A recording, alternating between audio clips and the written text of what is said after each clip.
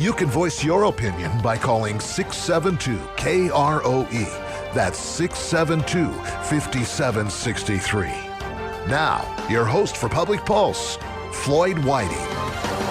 Good morning and welcome to Public Pulse. Now, I am joined this morning by Sheridan County YMCA Executive Director Liz Cassidy. Good morning, Liz. Good morning.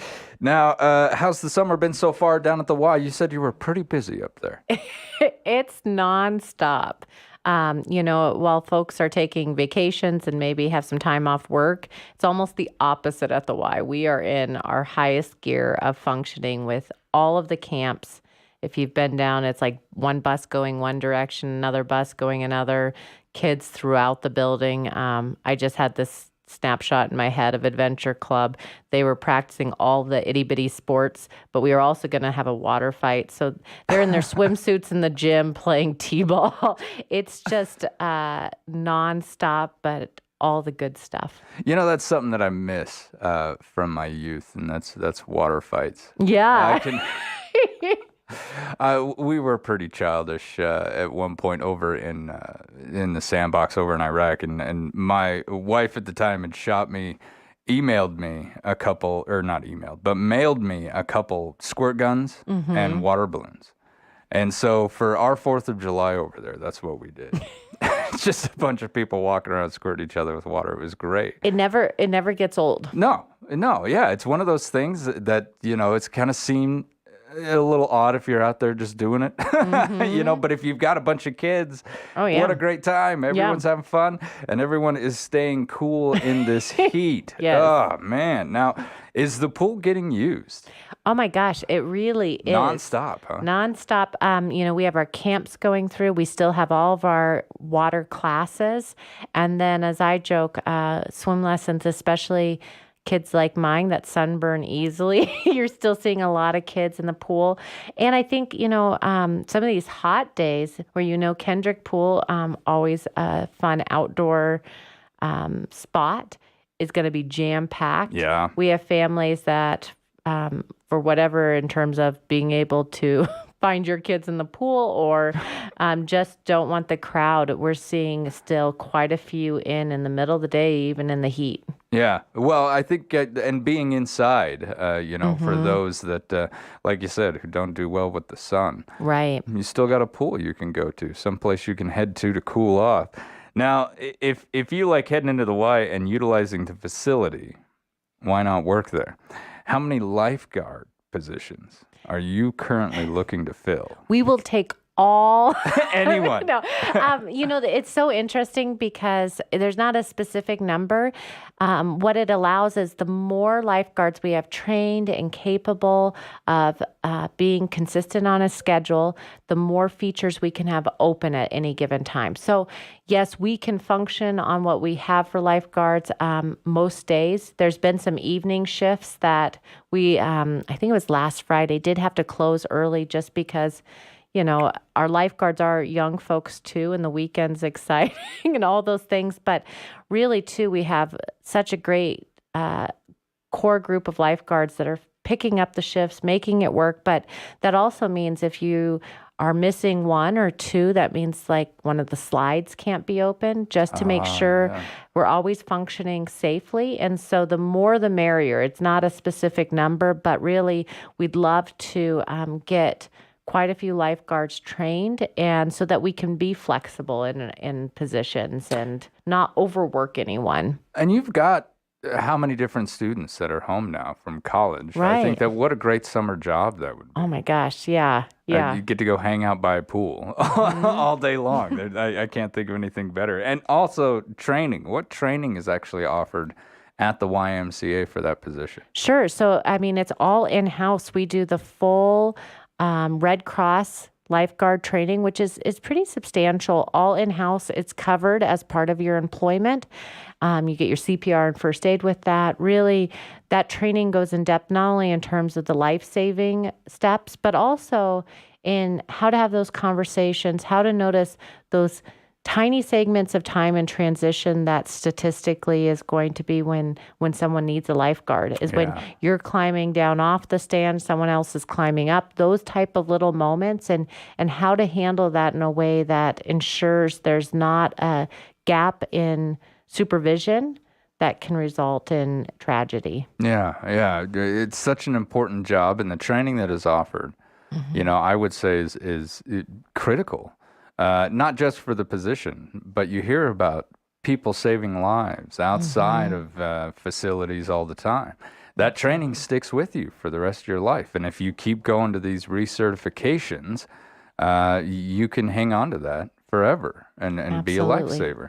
And so I just always kind of wondered, why this wouldn't be the most ideal job, for a teenager who's like, well, I'm looking to kill some time. I like to swim. Or, one of the other things that is a little outside of that traditional narrative is if you're retired and you're not looking for something full time, but a couple hours, and maybe you already come down and swim and you could just tack it on to your visit to the Y already, and it can really serve as a community strengthening role in your retirement.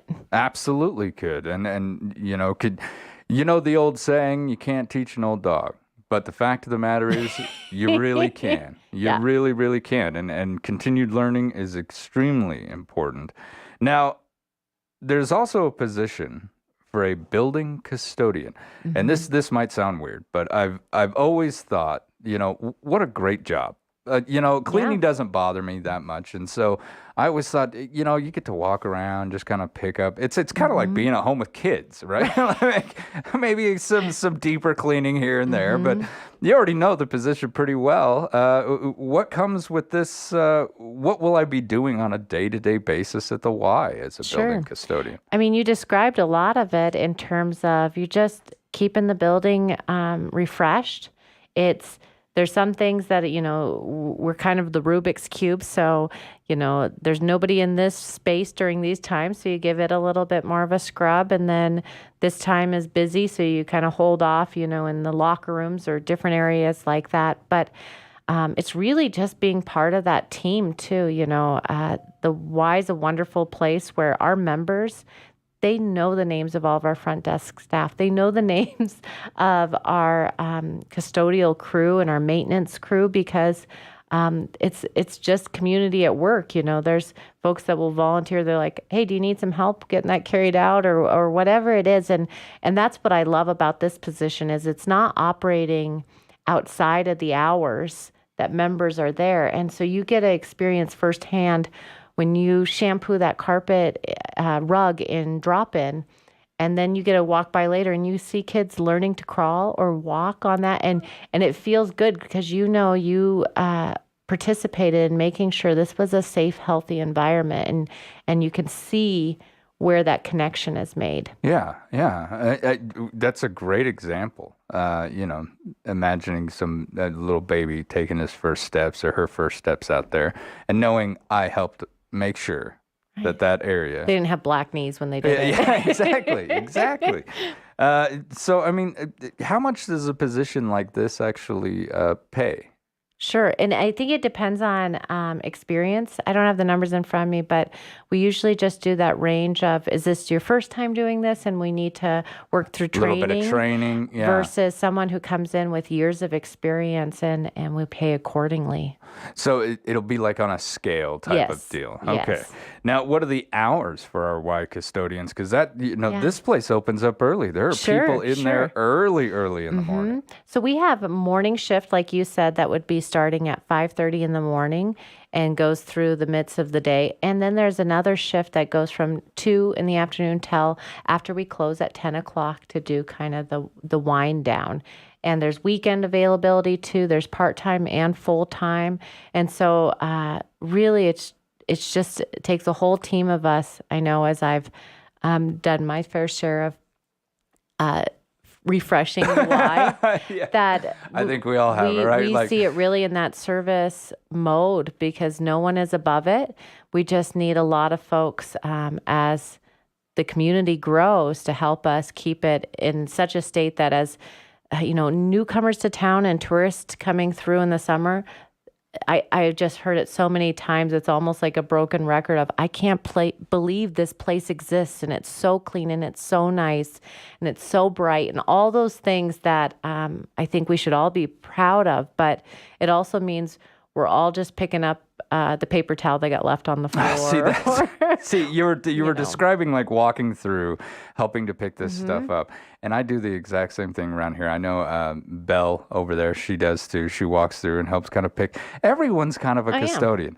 So this is a job. Like, how often does the Y close down to do like that really, really deep cleaning? Oh, it's great you pointed that out, because we're coming up on it. We're going to have one each year. It is an annual maintenance closing. And so we are closed for, it's 2 weekends and a full Monday through Friday in August. And it's really that time for us to do that deep clean.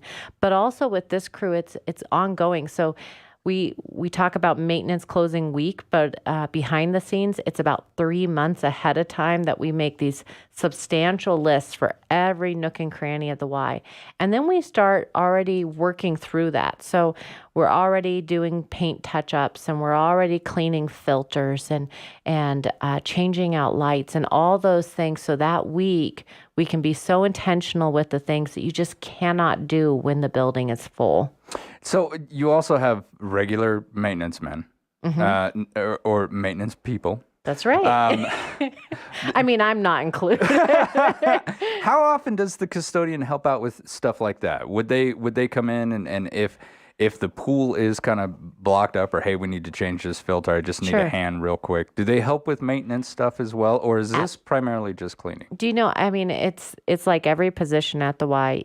Yes, they help with that, as do I, as does our child care director. And I think that's one of the neat things about the Y is, we all have a formal hat, and then we wear a lot of other ones. And so, if you see me driving the little short yellow bus around, it's because that's what we need that day. And the same for... You drive the bus? Oh, yeah.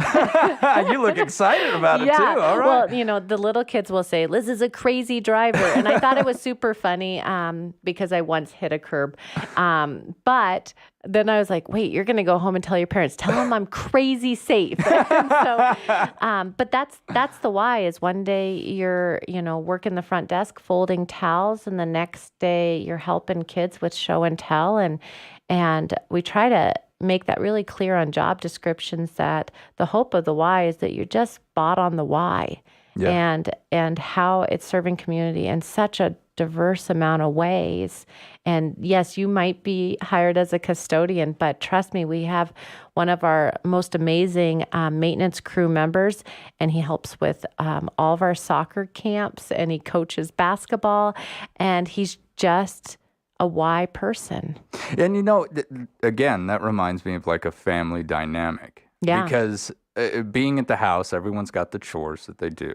But one thing that I've always kind of said is, if you see something that needs done, just do it. Right. Just, we all have assigned duties, but there is stuff that we can all just kind of help clean up and take care of together. And our Y members are certainly part of that too, because I'll watch a long-term member walk into the weight room and they've got a stack of towels and they're like, Jill said I need to bring these to the weight room. And it's just the same concept of family and everyone who darkens the Y door. See a need, fill a need. That's right. Now, you also are looking for some more camp counselors. This position, pretty active, right? Yeah. When I say camp counselor, I always kind of picture the individual at the head of the hike. The one blazing the trail for the rest of us kind of do. Am I accurate in thinking that, or is that a stereotype? In some ways, it's often our best counselors are the one that's bringing up the back and like really talking through a kid who's like, I do not want to get to the top of this hill. And so got to be a motivator. Yep. So a lot of our resident camp and all of our camp counselors are doing is helping kids find their spot outside and their identity in that is totally different. You know, you may never be a hiker, but you've experienced it and you know how to overcome some of those mental blocks, or, you know, maybe you won't be a fisherman, but you've caught a fish and you've felt that spark of excitement when you've reeled it in. You watch that pole just do the bend. And we know not all kids are going to turn into, you know, mountain men, but we hope that they all have a little bit more confidence from it not being something I've never done that. Yeah. And I never will. And that is a really interesting and fascinating way to look at it, because you're right. Some of these kids, you know, we all like to pretend like when the kids get to camp, everything's gravy. You know, everything turns out fantastic and everyone has a good time. And I'm sure they have a great time. But like you said, some people are not going to be the outdoors type. Right. And being a camp counselor, I think it takes like a very compassionate, empathetic soul to look at someone and be like, this might not be your bag, buddy, but you will have fun. Absolutely. You know, and they're really, I mean, talk about a community service.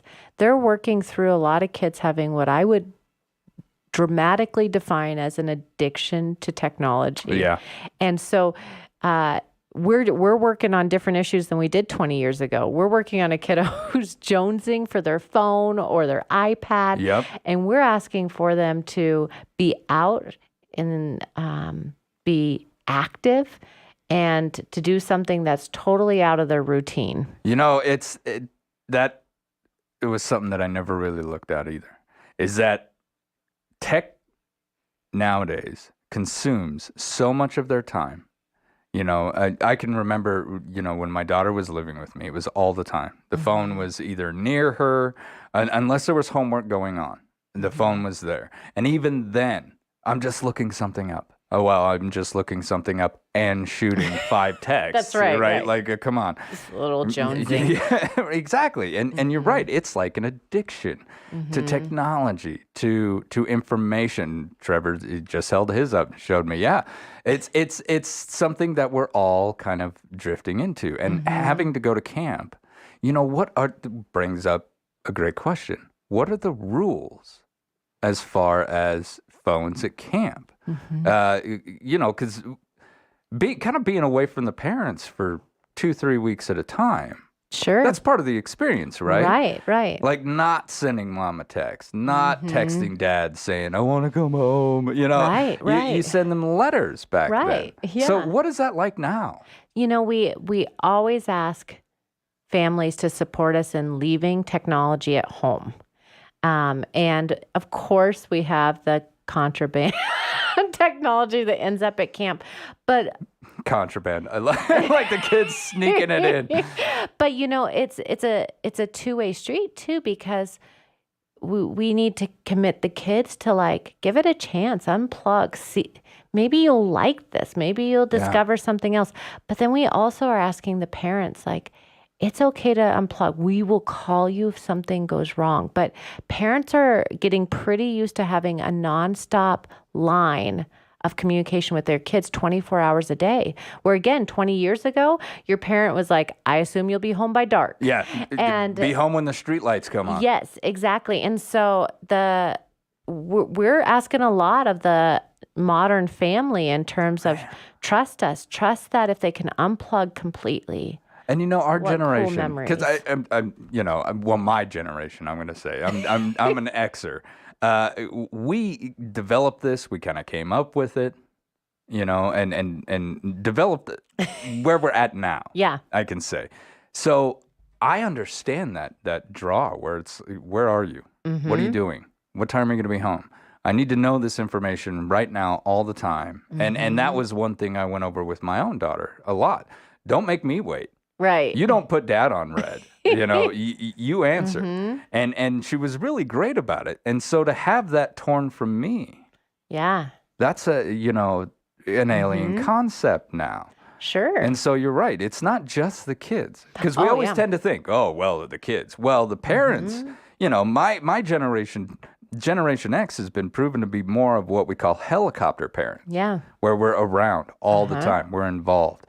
So and it's a hard thing because it's sure nice to know your kid's safe and sound and what it gives you for peace of mind, and in terms of letting them fully be kids Yeah. And their first time job, letting them be good employees that are not texting with their mom the whole time. It's just, I totally get the parent side, and I have to remind myself sometimes my need for that check-in is probably at the detriment of some of those work ethic and life experiences I want from my kiddos. Yes, exactly. I will admit that there was one time where I was like, I won't text you until lunch. Mm-hmm. And that was work.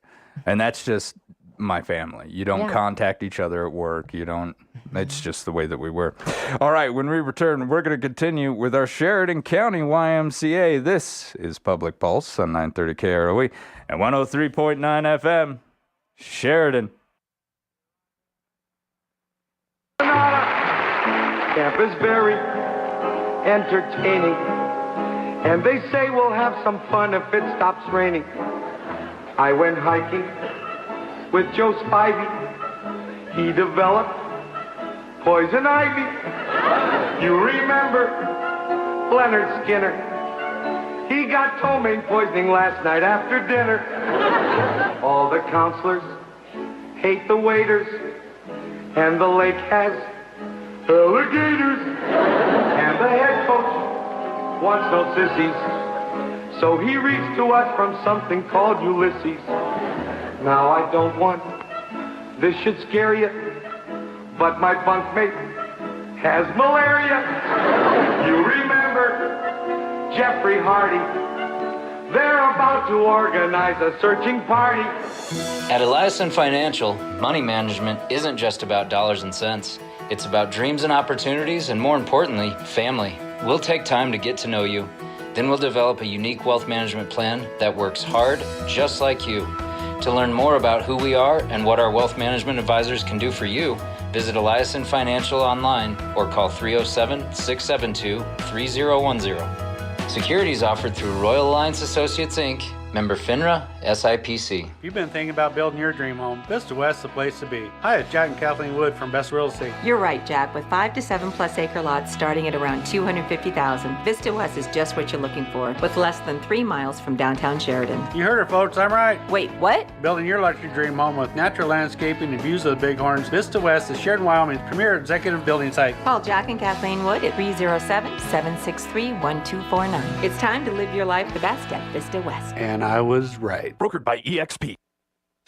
Sheridan Wild Rodeo, one of the biggest events in Sheridan. Time for family, friends, and visitors from all over the world to come home. The First Federal Bank and Trust family would like to extend a big welcome home to everyone. First Federal is a true community bank, investing and giving back in our community, sponsoring the nightly Indian relay races, the live coverage of the Friday morning broadcast, plus some fun rodeo trivia on SheridanMedia.com. So welcome home from the First Federal Bank and Trust family, a true community bank for over 85 years. Excalibur invites you to take a tour of Hidden Bridge Ranch. Adjacent to Hidden Bridge Golf Course off West 5th Street, this new subdivision has amazing views, is linked to the Sheridan walking paths and minutes from Memorial Hospital, Sheridan High School, and downtown. See where you can tour model homes, the subdivision layout with available lots for sale, and more in the center section of this week's Country Bounty. Hidden Bridge Ranch by Excalibur. See it now in the Country Bounty and online at hiddenbridgeranch.com.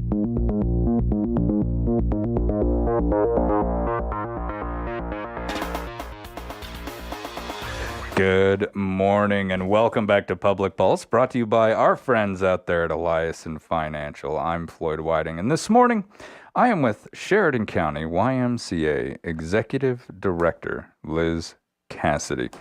And, Liz, whenever you're in here, I end up laughing through half the show. I love having you on. The Y has a few job positions, and some slots are even still open in certain summer camps that we were just talking about as well. Mm-hmm. And I'm glad you touched on the importance of a camp counselor as being like not just somebody who makes sure that everyone's safe and active, but they're a motivator. They're a teacher. There's a lot that goes into this position, and you have to have a lot of empathy and a lot of compassion, because the problems that you're dealing with nowadays are completely opposite end of the spectrum to some of the problems that we dealt with back in the day. But at the same time, we also know, the more things change, Right. the more they stay the same. Absolutely. So can you tell me a little bit about itty bitty? Now, I think this is soccer, right? This is the itty bitty soccer that we talk about quite often. You got some spots open in camp and itty bitty soccer. Yes. So you can sign up now for itty bitty soccer, and it is just wonderful. It's July 19th through August 11th on Tuesdays and Thursdays. So it's 3.5-year-olds to 5-year-olds. And talk about the building blocks of life.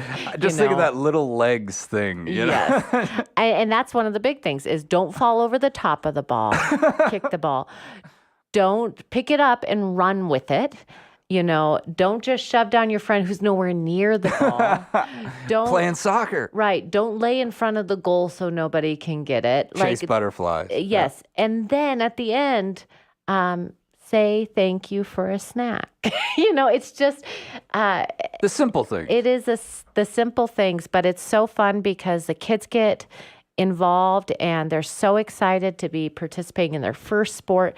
It's awesome for the parents, and I always think it's kind of the twofold. Again, as we've talked about kids and parents and the interplay this morning, is it's parents' first time to try out coaching in the most low-level capacity. Well, you don't have to worry about too many regs. No, right? No, there's not offsides. There's no refs. It's just like the two coaches are on the floor, on the field, helping the kids get through, figuring out, check in with the kid that fell down. Are you okay? And, helping the kids have that sportsmanship. And so then the hope is they just then have such a great experience. They are willing to volunteer to coach the next year and the next year.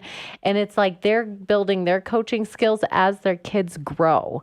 And we hear this all the time. I've coached them since they were in itty bitty, and now they're in junior high. And it's just amazing. And so even if you're a parent who said, I never played soccer, trust me, start coaching when they're in itty bitty, and you will be totally bought in.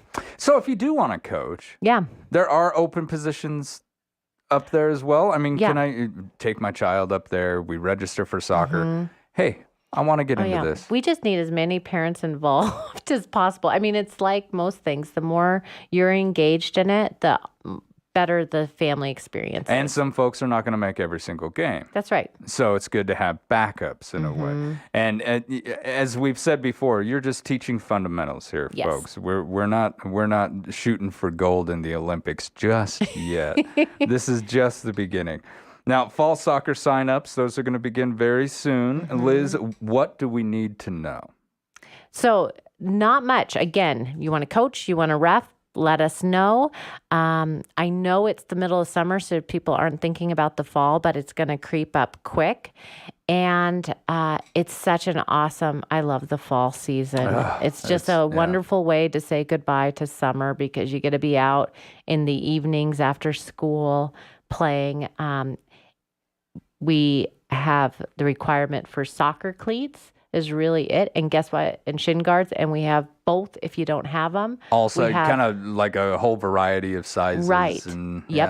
Yeah. I mean, we've just, there's just a lot of soccer You got a whole cleats locker in our full world. And it's also like all Y programs, financial aid's available, and there's no way to tell. You just see a pile of kids out there playing sports, and to know statistically 30% are scholarshiped, and there's no difference when you see them out there. And that scholarship is something that I absolutely love. We have a drive every year to raise money for that. Now, one more thing that I wanted to ask you about before I let you go. What are impact stories? Oh, it's, I mean, we've already talked through some of them today, but impact stories for the Y is just that reflection of all the little nuggets of the day that are just impactful. So it's kids who look forward to water balloon fights all week, and then they save the last water balloon for their friend because they know they want it so badly. It's we just had a gentleman join on the FES bike, and he'd been pretty housebound. during COVID, and to see all the people that hadn't seen him for years that get so excited that he's in the middle of the weight room. It's the grandma that's beyond excited that not only one of her grandkids, but we can scholarship both grandkids to come for swim lessons. Are these stories written somewhere? Can you we know, read them? that's right. We should write them down, but it's something that in the middle of the summer we really do pause to remind ourselves, because we're all just stinking of sunblock and sweat and probably still wearing our swimsuits. Smelling like a banana running around. That's right. But to have that pause and realize what we're doing is just a lot of impact. So when you think about employment at the Y, when you think about signing your kids up for programs, that really it's doing simple things that have big impact. So that's taking the time to go back to basics, turn off the cell phones, throw a water balloon, eat an Otter Pop. Those are those really cheap popsicles. The ones that where the plastic cuts the side of your mouth. That's right. And that's at the core of what the Y is here for the community, is to keep us on that happy, healthy path. And as staff, and sometimes we deal with hard stuff. We just make it part of our culture to remind ourselves of all those little impact stories that aren't numbers in terms of, over 1,000 people are scholarshiped a year. It's about the individual that, because this child is scholarshiped, he now is wanting to be signed up for every camp, and he wants to learn to ride his bike this summer, and he wants to go fishing every weekend, and all these things that, because he caught the bug at camp, we're hoping it has a lifetime of impact. And now building on that. That's learning right. New skills, new sports, finding new passions. Right. That could last an entire lifetime. New nickname. Yeah. Hey, you never know. That's right. Liz, I want to thank you so much for coming in. It's always a pleasure having Thank you here with me. All right, when we return, we're going to speak with the YO Theater. This is Public Pulse on 930 KROE and 103.9 FM. Sheridan. At Eliason Financial, money management isn't just about dollars and cents. It's about dreams and opportunities, and more importantly, family. We'll take time to get to know you. Then we'll develop a unique wealth management plan that works hard, just like you. To learn more about who we are and what our wealth management advisors can do for you, visit Eliason Financial online or call 307-672-3010. Securities offered through Royal Alliance Associates, Inc., member FINRA, SIPC. You're invited to Wine of Wyoming, presented by Wyoming Humanities and part of the International Hemingway Conference on Tuesday, July 19th at 5 p.m. at Sheridan College. Enjoy barbecue from 5 to 6:30 p.m., along with live music and Hemingway specialty drinks. There will be a keynote presentation from author Craig Johnson and a reading by actor A. Martinez from the award-winning Netflix original series, Longmire. Tickets are $20 and can be purchased at the Whitney Center for the Arts or call 307-675-0600. There aren't many faces people are excited to see first thing in the morning before they've even had their coffee. But the McDonald's drive-thru workers who take your order on the way to work have almost all of those faces. Get your $1 any size hot coffee with caramel paired with a sausage McMuffin. Right now, buy one sausage McMuffin and get another one for just $1. Price and participation may vary. Valid for item of equal or lesser value. Cannot be combined with any other offer. Ba-da-ba-ba-ba. This is Patrick Suker with Harker Mellinger, LLC. Since 1983, Harker Mellinger has been the leading accounting firm in Sheridan. We are here to help you succeed in your business and provide services which are customized to meet your financial needs and allow you to spend more time managing your business. Call today to see how we can provide you with cost-effective solutions. Harker Mellinger, 672-0785 in Sheridan. Rodeo is one of the most dangerous sports in the world, and yet riding and roping a bull is entertaining. Brace your backbone and forget your wishbone, though. If you do pull a muscle or break a bone, Sheridan Orthopedics doctors are ready to help with a wide range of services that include treatment of complex sports injuries by surgeons specifically certified in orthopedic sports medicine. Let the experts in sports medicine get you back in the saddle. Sheridan Orthopedic Associates. Visit SheridanOrtho.com for more info. If we don't abide by the Constitution when it is politically inconvenient, then we will not have the Constitution as our shield when we need to defend our First Amendment rights and our Second Amendment rights. I'm voting for Liz Cheney because she believes in the Constitution, and this is what our country was built on. And we need somebody like Liz who will fight for democracy, fight for our Constitution. She's doing what's right. She's standing up for our constitutional rights. I really support and hope that you'll vote with me for Liz Cheney. I'm Liz Cheney, and I approve this message. Paid for by Liz Cheney for Wyoming. Good morning and welcome back to Public Pulse, brought to you by our friends out there at Elias and Financial. I'm Floyd Whiting, and joining me for the second part of our show this morning is the Executive Director of the YO Theater, Erin Butler. Good morning, Erin. Good morning. Now, you're at the house. You're not with us in studio. How has your summer been so far down there at the theater? So busy. It's July. It's like, how did this happen? No, it's been really great. We've had a great June. We had the Seussical Junior and Miss Wyoming and some other events there, Ukrainian Benefit. So it's been pretty exciting and fun, and we're looking forward to finishing out. I don't know. It's middle of July, so it's going to be over pretty soon. Oh yeah, this month is so busy that it seems to just fly by for most of us because we've got so much going on. And you know, it seems like I hear about the YO Theater from everybody. We're going to be doing this. We're going to be doing that. We're at the YO. We're at the YO. You host a lot of events. And of course, this is the whole purpose of a theater.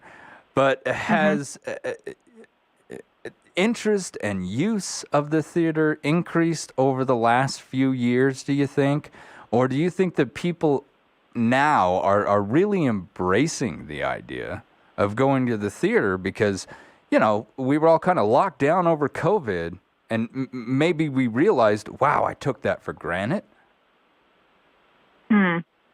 Yeah, that's such an interesting question. I think both, actually. I think that we have this really beautiful and fabulous facility in downtown Sheridan that people recognize, are familiar with, they know how to get there. It feels like home, so it's a very comfortable space for people to host their events, whatever their event might be.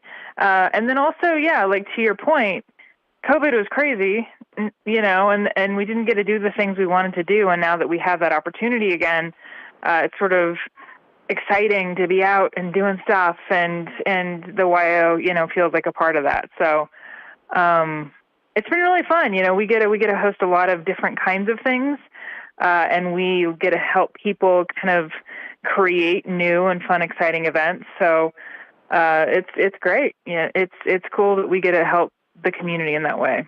And you get so many different things that the variety of going to work has got to be just fun and amazing. So like working down there at the theater, how big is your staff up there? So we have, oh my gosh, we have 10 employees total, six of which are part-time, so 3 box office staff, and then we have a facilities manager, we have a cleaning person, and then the rest are full-time folks who help run the theater full-time. So that's, you know, our lead teaching artist, Grace Cannon, to our box office manager, Pam Overton, to our technical director. So, you know, we have a good staff, but it sometimes doesn't feel like enough when we're trying to do all the things that we do. But it's cool. Like even, I think, what time is it? So in 20 minutes we have, or actually about an hour, we have an event with the Sheridan County Land Trust. And they'll be presenting information about the history of rodeo, and it's free and open to the public. So that's something that's super unique to this particular time of year. And then, of course, you know, 2 weeks ago, we had this really beautiful and inspiring event that was a benefit for Ukraine. So, yeah, it runs the gamut. Now, I've heard, I haven't gotten the chance to attend one, but I have heard that these Explore Histories with the Land Trust are just busting at the seams with people in attendance So much so that they decided to go ahead and kind of, split the cell and host 2 of these in 2 different locations. You also, as you said, you had the Ukrainian Benefit, which I absolutely, love and support. How busy was the benefit? It was great. We had about, just under 300 people. A great, community turnout both on stage and in the audience. And it was a really beautiful night of great music and camaraderie and people gathering to just kind of enjoy one another and also like to support this great cause. So that was really fun. And so it's been fun. And I'm excited to host the Land Trust today. And they've done that a couple times at the YO. I think, they started at the hub, and then as you just mentioned, they realized that their attendance was so large they couldn't accommodate them there. So they've moved some of their things over to the YO, which we're, of course, always happy to help with. And a really cool show, the history of the YO Rodeo. I think that's going to be an amazing one. Carrie always does such a dang good job over there. You also recently held the Untapped event. How did that go? It was so fun. It's so funny. I talk to people about that event. So for those who maybe don't know, it's the Untapped Homebrew Festival, and it's this was our 4th year, our 4th annual. We partner with the Bighorn Homebrew Club, and it's all homebrewed beer. We post it out on Brundage Street.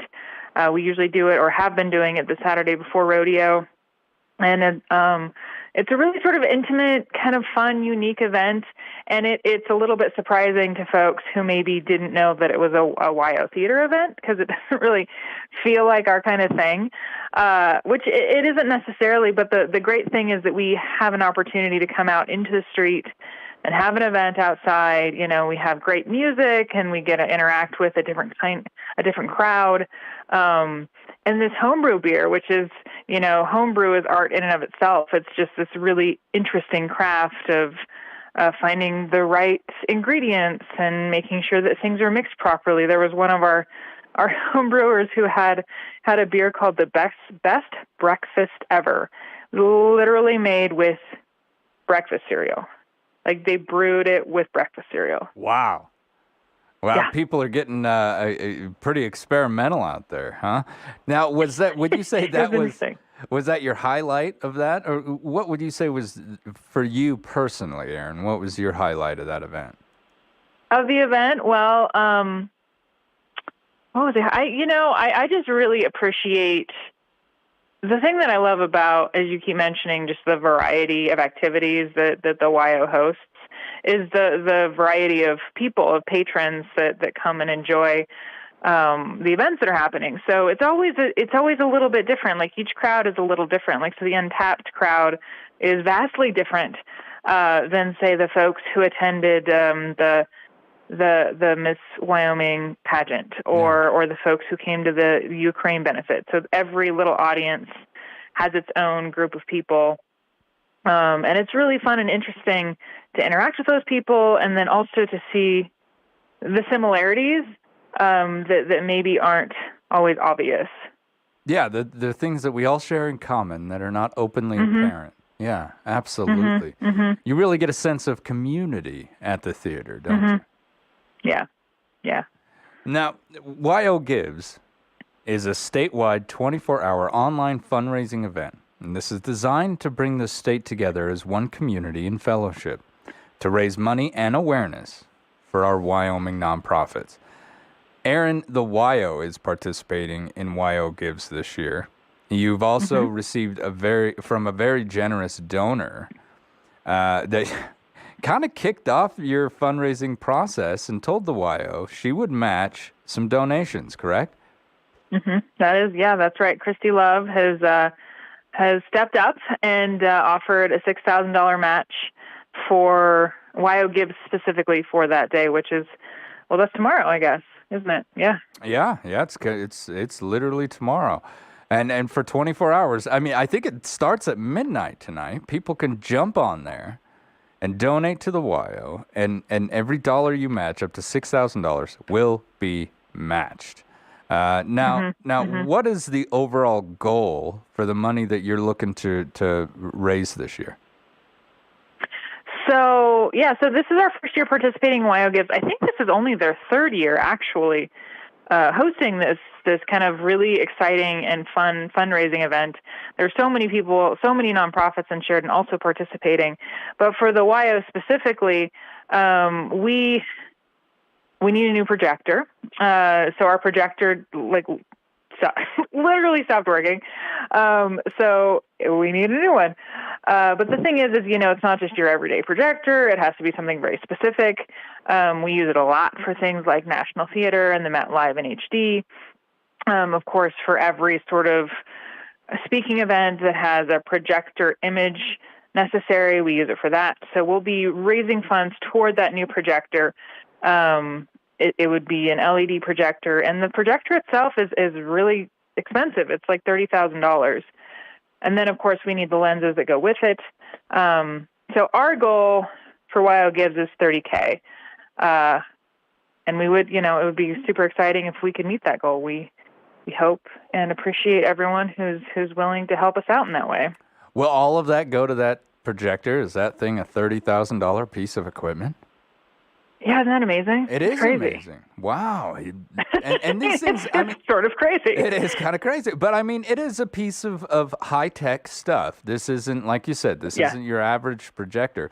You're showing a high-definition Met Live performances.